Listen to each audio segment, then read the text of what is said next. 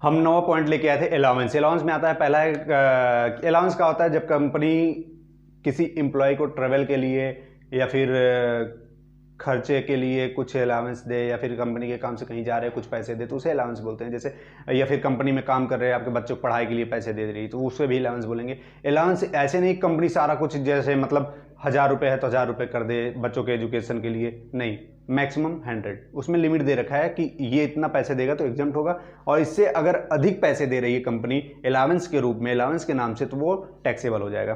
तो पहला है travel and computation allowance. Travel allowance क्या होता है? जब कंपनी के तरफ से कंपनी के काम के लिए या फिर कंपनी जाने के लिए, कंपनी से घर आने के लिए कंपनी पैसे दे रही है, तो उसे बोलते हैं अलाउंस। इसका अब पहले ये सबको मिलता था 1600 रुपये के हिसाब से, और अब ब्लाइंड पर्सन या डीम एंड डफ पर्सन हो उसके लिए मिलेगा 32 रुपये पर मंथ के हिसाब से, ठीक है।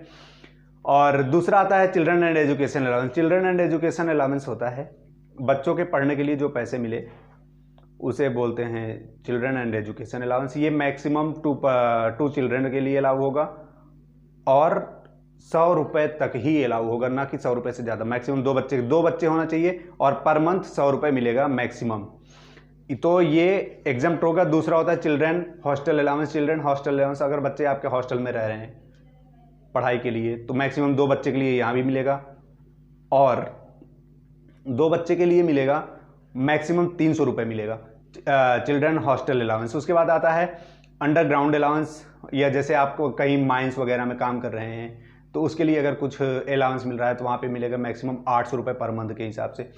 Travel area allowance, travel area जहाँ मतलब ज़्यादा दिक्कत हो, या फिर ट्रेवल एरिया जैसे दंगे फसाद हो गए, वहाँ पे अगर आपको भेजा जा रहा है तो वहाँ पे जाने के लिए मैक्सिमम 200 रुपये पर मंथ के हिसाब से आपको एग्जाम्प्ट मिलेगा। और allowance to employees of transport undertaking, ठीक है। ट्रांसपोर्ट अंडरटेकिंग के लिए अगर अलाउंस मिल रहा है तो मैक्सिमम कितना मिलेगा? मैक्सिमम होगा अमाउंट रिसीव, जितना आप अमाउंट रिसीव कर रहे हैं इंटू में 70%, या फिर 10,000 रुपये भी एवरेज लोअर, जो कम होगा वही आपका एग्जाम्प्ट हो जाएगा। उसके बाद आता है ट्रैवलिंग और टूर अलाउंस, ठीक है। इसमें होता है अमाउंट जितना खर्चा किए, अमाउंट जितना भी खर्चा किए उतना एग्जाम्प्ट हो जाएगा, ठीक है। जैसे इसमें कौन सा आता है? ट्रैवलिंग और टूर अलाउंस, कन्वीनियंस अलाउंस, और फिर आता है यूनिफॉर्म अलाउंस, डेली अलाउंस, या फिर helper allowance for the office purpose, ना कि अपने पर्पस के लिए आप एम्प्लॉय को यूज कर रहे हैं, ठीक है। और हेल्पर यूज कर रहे हैं अपने काम के लिए, तो ये एग्जाम्प्ट नहीं होगा। ऑफिस पर्पस के लिए यूज हो रहा है हेल्पर का, तो वो एग्जाम्प्ट हो जाएगा। फिर होता है research allowance and academic allowance, ठीक है। ये सब जितना अमाउंट खर्चा होगा उतना एग्जाम्प्ट हो जाएगा, ठीक है। जितना खर्चा हुआ उतना एग्जाम्प्ट कर देंगे, ठीक है। अब उसके बाद आता है 13 नंबर पॉइंट। इसमें अलाउंस में 13 नंबर पॉइंट आता है HRA, house rent allowance. House rent allowance क्या होता है? एग्जाम्प्ट होगा under section 10 subsection 13A। 10 subsection 13A के अंदर क्या 40% का होगा नॉन मेट्रो सिटीज, और 50% होगा मेट्रो सिटीज। और 40% होता है मेट्रो सिटीज के लिए, 50% होता है नॉन मेट्रो सिटीज के लिए। तो of basic salary 40% of basic salary या 50% बेसिक सैलरी। अगर आप मेट्रो सिटी में रह रहे हैं, मेट्रो सिटी क्या होता है? दिल्ली, बम्बई, कलकत्ता, चेन्नई, बेंगलुरु, ये सब मेट्रो सिटीज में आते हैं, ठीक है। अगर यहाँ पे आप रह रहे हैं, यहाँ पे आपका HRA अलाउंस एग्जाम्प्ट कराना है तो वहाँ पे 40% मिलेगा, और अगर इनके अलावा अगर नॉन मेट्रो सिटीज में रहते हैं तो 50% ऑफ सैलरी। बेसिक सैलरी में क्या होगा? Basic salary plus DA plus turnover of commission, ठीक है। उसके बाद आता है एक्चुअल अमाउंट रिसीव्ड, कितना आपने अमाउंट रिसीव किया है। और उसके बाद आता है rent paid 10% of the salary.